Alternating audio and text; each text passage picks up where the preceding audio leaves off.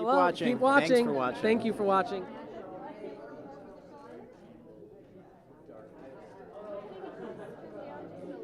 Well, a lot of the research was done just, reading and going to Alcatraz. We were definitely inspired by a lot of what we read about a lot of the prisoners. Michael Esslinger, who's one of the preeminent writers on Alcatraz, sort of has all these books, and it really made our job easier. And as soon as we started reading about Alcatraz and the history of the island, even before Alcatraz was a prison, it was this incredibly interesting island that was discovered and explored, and it was a Civil War fort, and then it was a Civil War prison.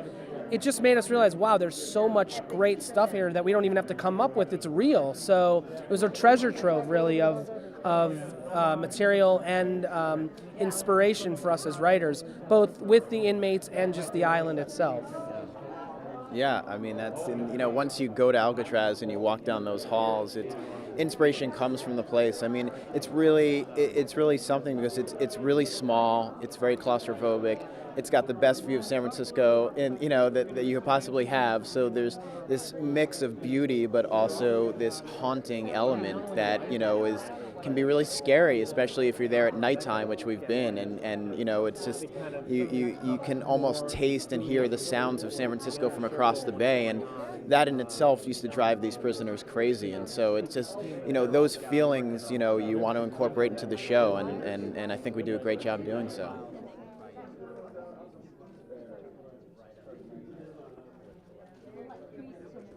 You're not seeing them come back the day they arrived all the time, so there's a period of time off camera where they've been adjusting, and part of the balance of the show is what do you show of that entry back into our world. And I think that in terms of the modern world, one thing that we realized through doing a lot of research in the 60s to today, it's the world has changed a lot, but in a lot of ways there's some things haven't changed. I mean, the telephone isn't a foreign concept to someone from the 60s. The television isn't a foreign concept.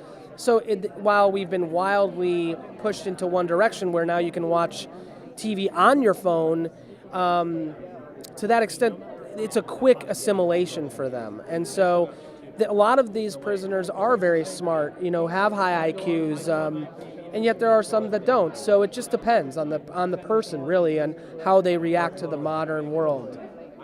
Yeah, I think with a lot of these guys too, they never thought that they would ever get off of Alcatraz. A lot of these guys were spending life there. So the fact that they have made it outside the walls of Alcatraz and they're living and breathing and they're not in that prison anymore, a lot of the things that we may think about, they're not, because all that matters to them is they're not locked in a 5x9 cell. They're free, and with that freedom, they have their own impulses and desires that are, sometimes can't be controlled.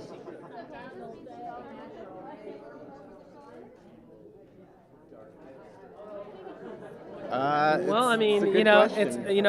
hopefully we'll get to tell you the whole story, but with many seasons of them being collected and brought back. But what will be happening with them, you'll see in the next few episodes that our team is interviewing them, getting information from them, and they're providing answers to our team as to what happened and why and who's behind it. And from there, Hauser's feeling is nothing's changed. You were incarcerated in '63. You've disappeared and come back. Just because you got out doesn't mean you shouldn't be back in jail. That's where you belong. So for him, it's not much has changed. So that's I think the best way to answer that.